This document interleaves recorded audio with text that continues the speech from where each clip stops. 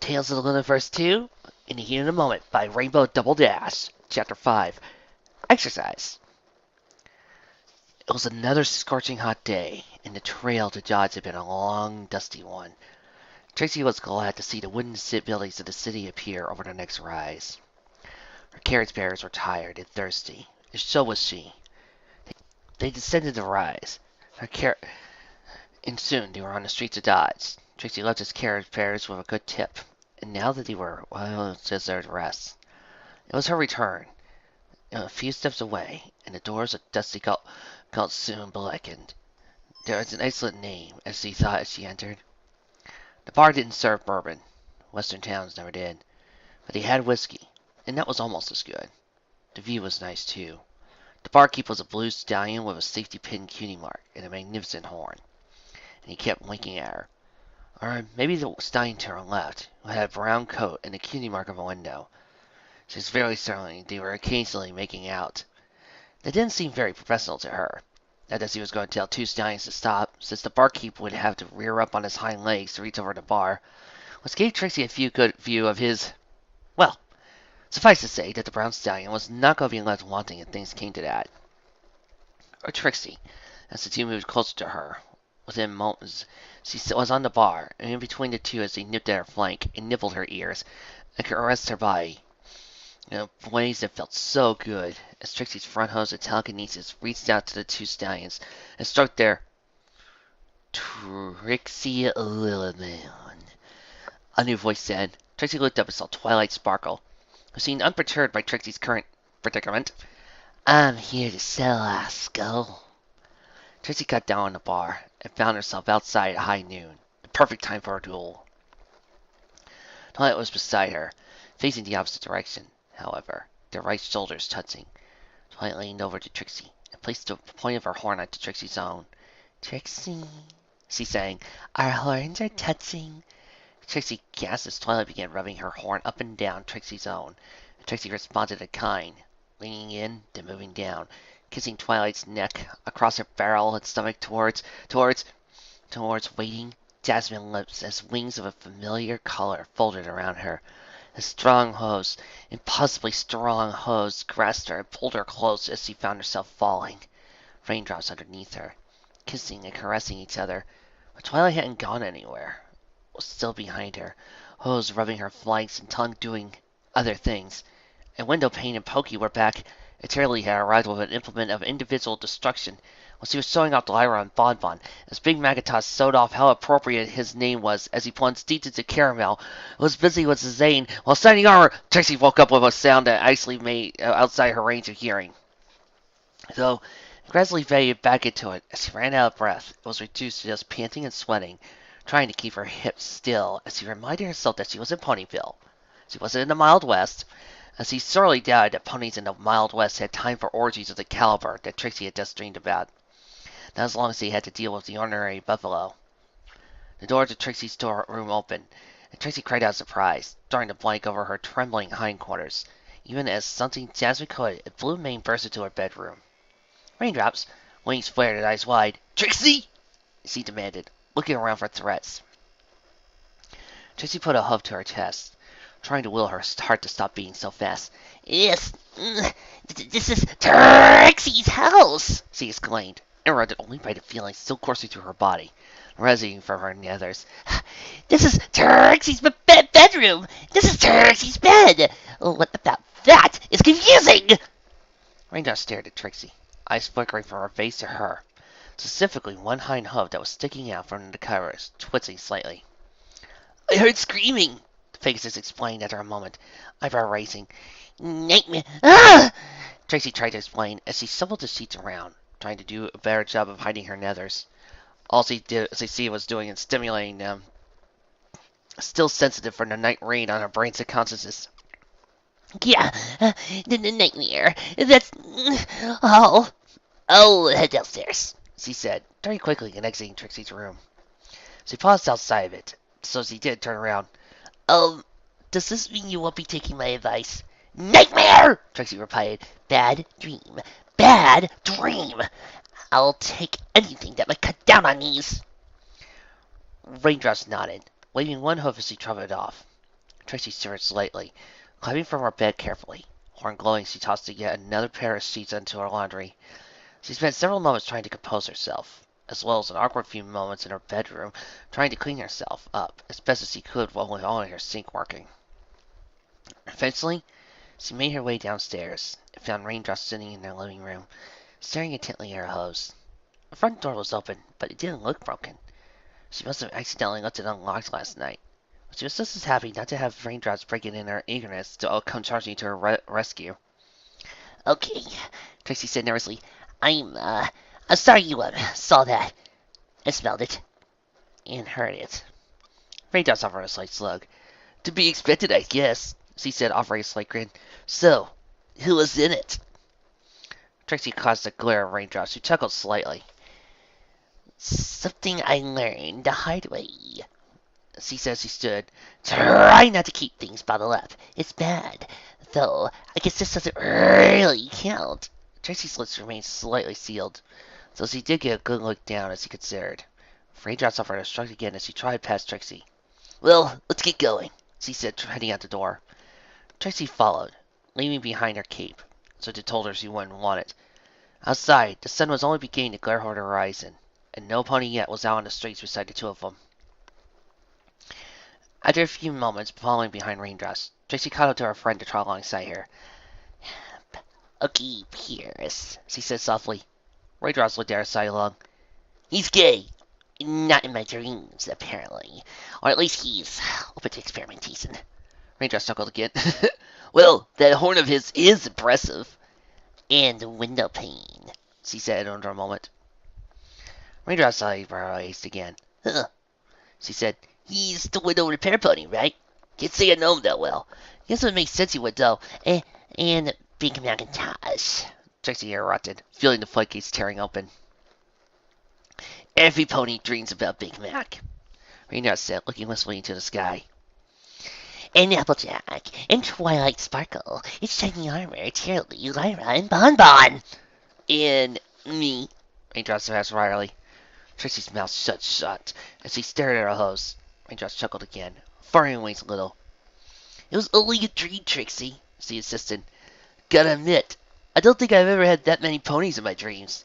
Last night, I dreamed about the entire night court plus Luna. Raindrops' face scrunched up at that. You, not Luna, I mean, the entire night court.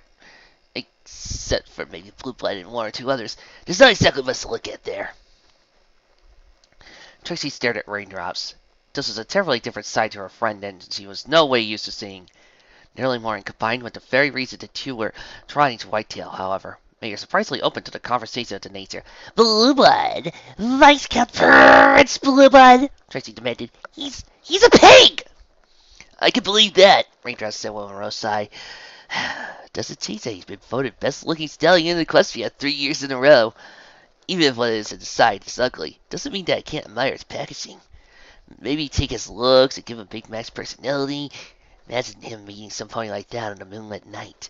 Or at the gala. Trixie stopped trying, staring at Raindrops. Okay. Who are you, and what have you done with Raindrops? The Pegasus stopped her trot, looking at herself, looking worried.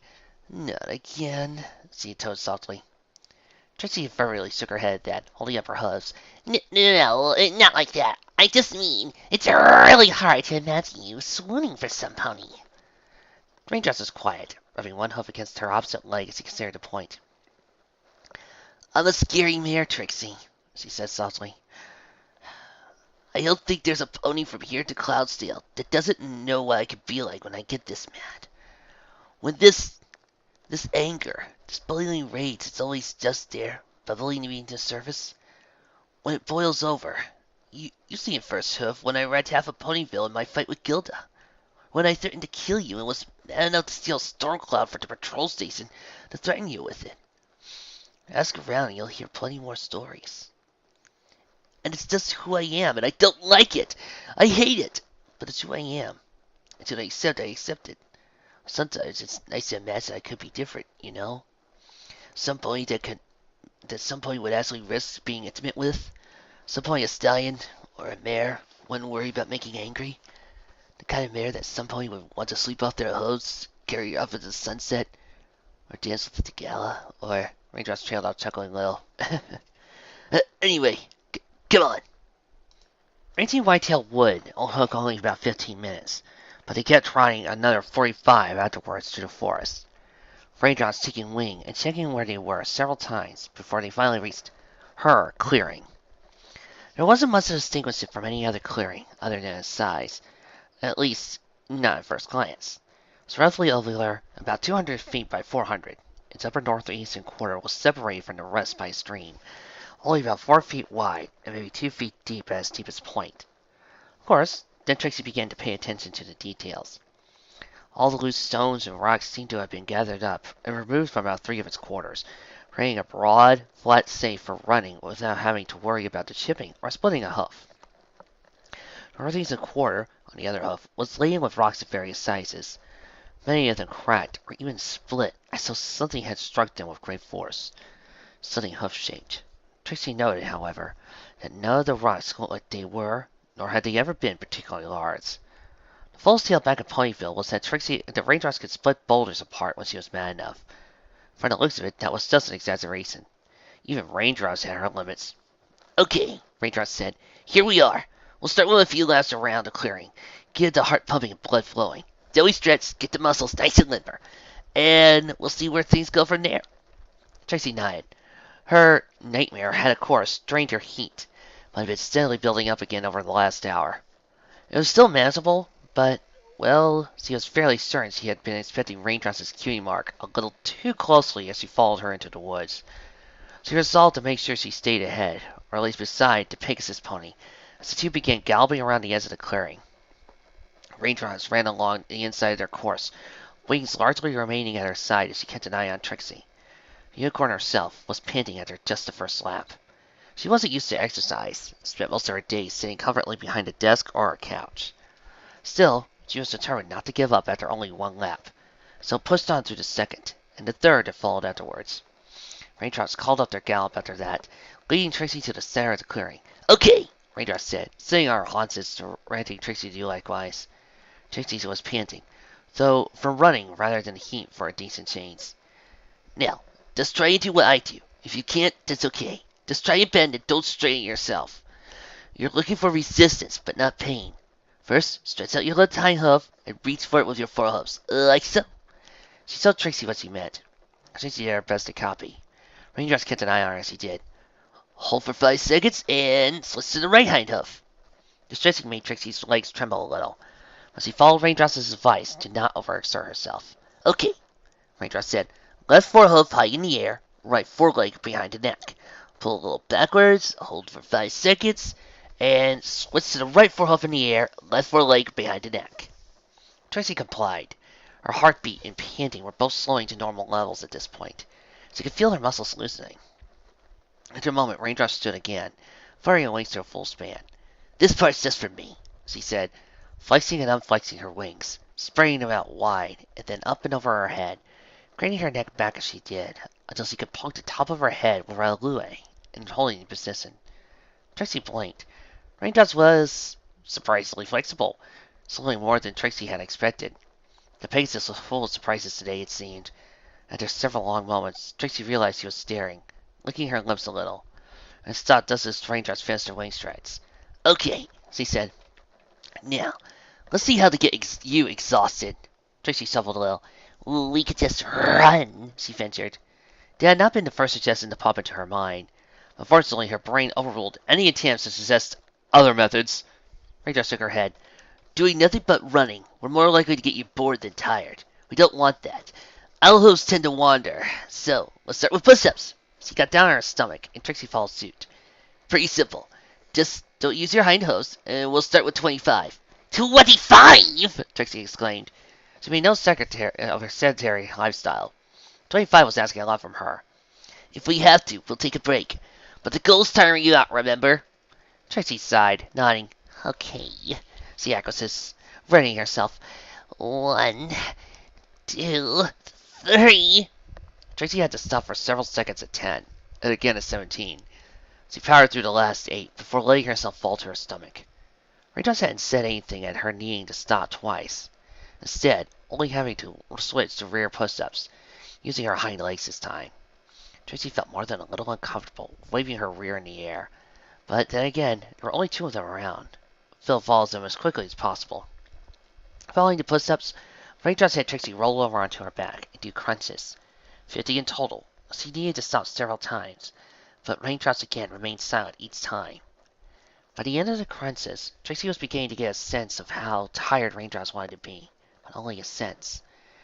Jasmine-coated Pegasus had apparently done something of reading on unicorns, and knew their telekinesis was, in many ways, like a muscle, including having the ability to tire them out if overused.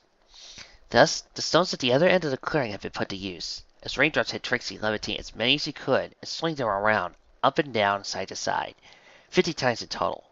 Here, Trixie didn't tire quite as fast, being used to telekinesis, so Raindrops had helpfully added another 50 swings. Raindrops smiled a little, as Trixie put down the stones at their 100th swing. Okay, now we're going to have a little fun.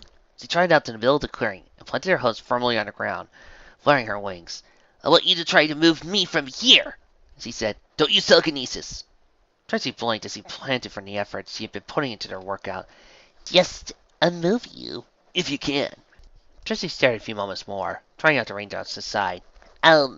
She intoned, okay. She placed her hose on Raindrops' side and pushed. Unsurprisingly, the Pegasus didn't budge an instant first, remaining firmly in place without much effort, until Trixie threw her shoulder behind the effort. Raindrops began pushing back, grunting a little before gradually beginning to slide. Trixie stopped. Ha! She exclaimed at her several inches of progress. Raindrops nodded. Okay, she said. Now, keep trying until you push me to the other side of the clearing. Trixie blinked a few times, then let out a groan at the thought of having to try to do so, given how much effort it had taken to get just a few inches, never mind 100 feet. Raindrops turned to face her, holding up her front hose and grinning a little. With resignation, Trixie placed her own hose on Raindrops and began to push. To say it was slow going was an understatement. To say it was hard would have been a disservice to the term. Raindrops never tried to take back what the ground she had lost, but she pushed against Trixie for every inch the unicorn tried to claim. Trixie might even have given up, had Raindrops not been first saying, then shouting words of encouragement even as she resisted with all her might. Or rather, a significant fraction anyway, as Trixie strongly suspected that if Raindrops didn't want to move, Luna herself would have had trouble pushing her. Trixie used her shoulders, her head, she was careful of her horn of course, and her forehose to push Raindrops. The Pegasus herself spent most of the time resisting with only her hind lobes, her forehose occupied by keeping a grip with Trixie to make sure she didn't slip and injure herself. Eventually, after what seemed like hours, very well have been one last hour in fact, Raindrops finally pushed behind the tree line. The Pegasus was panting and sweating of course, while Trixie was on all but her knees and hocks, barely heaving as he sucked in hair. Ha! She exclaimed at her victory. Raindrops nodded. Okay, she said. Now we run again. Trixie blinked a few moments, staring, then groaned as she pulled herself to her hose, trotting, not running, barely even cantering, more like simply shuffled after Raindrops. Consciousness came slowly but surely. Trixie felt dull pain across her entire body as she woke, some degree of heat from her nethers, but her heat seemed like a remote, distant thing next to her exhaustion. Trixie remembered Raindrops, remembered her workout. She had run several more laps, done more pull-ups and crunches, more levitation. The two finally stopped for a breather after several hours. Trixie, lying on her side and panting, and taking in the feeling of the cool grass beneath her. So soothing, so inviting. She had fallen asleep. That was so obvious. The castle was a bit of a surprise, though. Trixie's eyes fluttered open. She found herself lying on the couch in her living room. The table nearby had a note on it. With effort, she managed to reach out and telekinetically grabbed it, bringing it to her. Good job today. Considering that you've never worked out before, you did great. If I'm right, you'll probably end up spending the rest of the day in bed. Night 2. Just make sure to get the plenty to drink. And I mean water when I say that, no booze. Seriously, where's the trust, people? Where's the trust? Before you do, I'll be by tomorrow at around 3, so give you plenty of time to sleep and recover. Raindrops. Trixie smiled, as she let the note fall to the floor. That had gone well, she figured, as she stumbled from her couch into the living room floor. Considering her clock told her it was 2 p.m. The two had apparently worked out straight through the midday without even noticing. unless Trixie had collapsed prior to noontime, which she supposed was possible. Trixie made her way to the kitchen, pouring herself a tall glass of water and draining it in a few gulps. She was slightly more measured with her second glass, but still had it empty within a minute before leaving her kitchen. She considered her stars for long moments before deciding her couch was plenty comfy. Therefore, she returned to her living room, bid Twilight Sparkle a good night, and closed her eyes, ready to just sleep through the rest of the heat if at all possible. Trixie opened her eyes. Yep, Twilight was in her living room, specifically just in front of her bookcase, levitating a tome in front of her, and apparently oblivious to Trixie's presence, despite having gotten up and then returned. Unicorn dragged herself to the edge of the couch, staring at Twilight for several moments before exclaiming, "Get out of my house!" Or that was what he wanted to sound anyway. All that came out was, "Get out of my house!" if that was even intelligible. It was enough at least to make Twilight jump a little as the lavender mare turned to regard Trixie. "Oh!" she exclaimed, trotting forwards. "You're up!" "Ugh!" Trixie replied, leaning back onto her couch, as she remembered that Twilight was in heat, and a dark possibility entered her mind. "Go away." Twilight did the opposite, coming right up to Trixie, horn glowing. "Okay, this'll just take a second," she said as Trixie felt magic wrap around her. Letting out a cry of surprise, she tried to defend herself. Quickly found there was no need. It felt like vibrations across her muscles, like tiny thousand masseuses working across them with warm hose, kneading them and taking away the pain throughout them, and not the exhaustion. Twilight clicked her tongue. "No pain, no gain," she quoted, "except if I have anything to say about it." Trixie eyed Twilight as her horn stopped glowing. She was pretty sure that wasn't a saying, but elected to ignore it. "What did you do?" she demanded. "Sort of a healing spell," Twilight answered. "More like a masseuse spell. It helps with strained muscles that have been worked to exhaustion. It's actually quite interesting." She glanced behind her. Several texts were wrapped in her effervescence as she dragged forward. "See, when you work their muscles, they release a... How did you know what I was doing?" Trixie interrupted. Twilight pointed to train dresses note on the floor. "I read that," she said. That made a degree of sense. As long as Twilight had once again teleported to her home, I suppose the unicorn had every right to read whatever she wanted. Or at least anything else that might do. "And why are you back?" Twilight shifted a little. She said, tapping her front hose together. "There's been some complications with my plan, and these are all my books anyway." She turned around to the bookcase, taking off books of them and holding them out. Dwemer's Heart Diatribe on Deviations, Comic Code's Conjuration Codex, the complete works of Star Swirl Buried with annotations by Clover the Clever. She turned around and levitated one book in particular close to her, holding it tight to her chest with 4 legs. "You stole these from my wagon!" Trixie blinked, eyeing the book of Twilight's hose. "That's not yours." "Yes, it is. You doodled all over it." Trixie shook her head, pointing to the bottom right corner of her bookcase. "That's your copy of Don Riconte. Kept it separate from mine." Trixie blinked, turning around and looking, pulling the book out several moments and comparing the two. "Oh," she said softly, levitating Trixie's copy to its rightful owner and holding her own copy close, after checking the inside to verify Trixie's statement. Sorry. "Soki," Trixie said, running her hoof across her own copy of the book, albeit to a random page. Indeed, on the inside were doodles. The crude stick figures of a foal trying to draw the images with the words of the book itself unable to fully convey, especially the windmill scene. "It's, my favorite," she said after a moment. "Mine too," she said, looking down at her own Don Riconte. "It was my first book. I mean, my first real book.